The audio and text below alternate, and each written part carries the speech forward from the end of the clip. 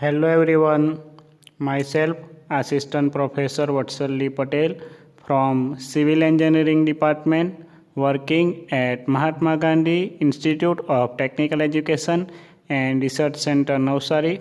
Today we are going to discuss about areas and volumes and our today's topic is area of traverse. So be ready with your pen and paper. So the area of a closed traverse may be calculated from the following methods. First one is the triangle method.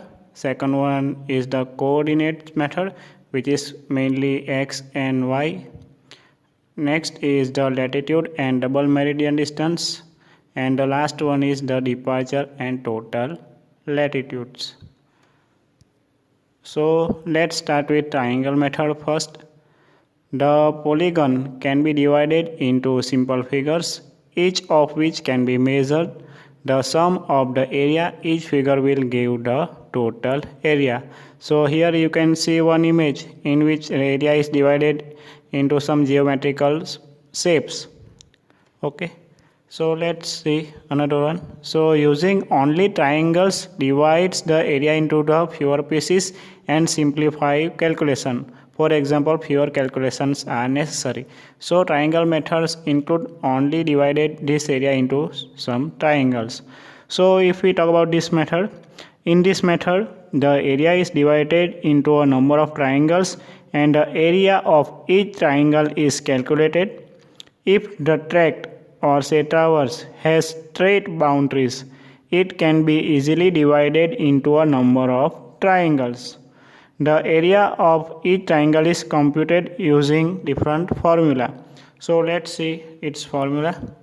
So first case is when all the sides are known, the area of triangle is given by area is equal to under root s into bracket s minus a bracket over into bracket s minus b bracket over into bracket s minus c bracket over, where s is equal to 1/2 into bracket a plus b plus c, where a, b, c are the lengths of the three sides, say BC, AC and AB. So these are the required data, or say we can say the equation which is used for the first case.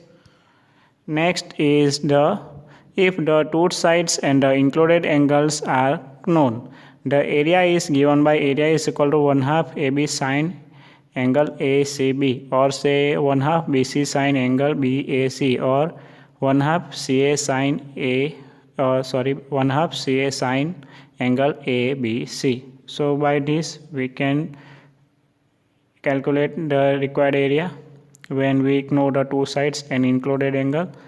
And the last one is if the lengths of the base and perpendicular are known, the area is given by area is equal to 1/2 into base into perpendicular, or say height.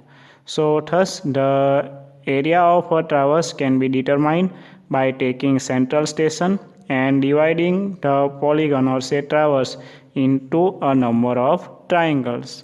So be sure you remember each and every equation. Next method is the coordinates, say x and y coordinates. X and y are the coordinates. So the area of the closed traverse may be calculated from the independent coordinates, say x and y method. The consecutive coordinates of a traverse are converted into independent coordinates with reference to the coordinates of the most westerly station. Thus, the whole traverse is transferred to the first quadrant. So, here is one image. In figure 1 shows the most westerly station. So, now then the coordinates are arranged in the determinant form as follow, like the positive product, say solid line, and negative product, say dash line or dotted line. So the sum of the product of the coordinates joined by solid lines are taken, and the sum of the products of the coordinates joined by the dotted line or say dash line are taken, and sum of it's calculated like sum here. Okay, and the area given is 1/2 into sum 1 minus sum 2. So if we can say double area will be summation of A minus summation of B. So required area will be 1/2 summation of 1/2 into summation of A minus summation of B. This way area of a closed traverse may be calculated. Next is the latitude and double meridian distance, or also known as the DMD. Okay, so refer the figure. So let's start for it. So A station, which station this? A is the most westerly station and the reference meridian is assumed to pass through it. The meridian distance of any point is the perpendicular distance of the point from the reference meridian. So if we talk about meridian distance also called longitude. So it is the perpendicular distance between the midpoint of any line and the reference meridian, say AN, which AN. The double meridian distance, mainly known as DMD, or double longitude of a line, is the distance equal to the sum of the meridian distances of the two ends of the line. So various rules can be stated from it. The double meridian distance of any line is equal to the double meridian distance of the preceding line plus the departure of the preceding line plus the departure of line itself. So thus the calculation of DMD includes: number 1, DMD of first line is equal to departure of first line. Second one, DMD of second line is equal to DMD of first line plus departure of first line plus departure of second line.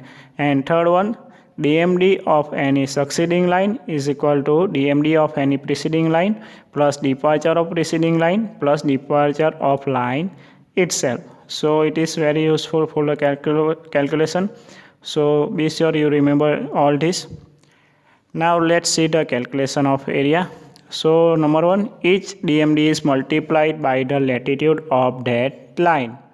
The algebraic sum of this product is worked out. Then this sum is equal to twice the area, and half of this sum gives the required area of the traverse A, B, C, D, E. Okay, so there are points to be considered in it, like the reference meridian should pass through the most westerly station. The signs of latitude and departure should always be taken into account. A negative sign of the area does not carry any significance. So I'll be sure you remember all this point. And last is the departure and total latitudes method. So the total latitude of a point is the distance from the reference station measured parallel to the reference meridian. So in figure, the reference station P, say the reference station chosen in is P, through which the reference meridian PN is passing. Which meridian? Reference meridian PN. Okay, so in figure we have the reference station chosen as P, which pass through the reference meridian PN. Okay, so and second thing, small L1 and L2 are the latitude, and small d1, d2, d3, d4, etc. are the departure. So latitude will be denoted by small l, so it will be like L1, L2, L3, whatever, and departure is shown by small d, which is d1, d2, d3, etc., etc. So the total latitude of a point is equal to the algebraic sum of the latitude of the preceding station and latitude of the preceding line. So if we talk about calculation of area, first one is the total latitude, or say the latitude with respect to the reference point of each station of the traverse is found out. Second, the algebraic sum of departures of the two lines meeting at a station is determined. Then the total latitude is multiplied by the algebraic sum of the departure for each individual point. Next, the algebraic sum of this product gives twice the area, and last one is half of this sum gives the required area of traverse PQRST. But one thing we have to note that the negative sign to the area has no significance. So this way calculation of area is done. So be sure you remember each and every method. So here are some important questions which can be asked in your examination, and mainly the double meridian distance is the main one. So be sure you remember each and every theory for the calculation of area of traverse. So here I end my session. Thank you all of you.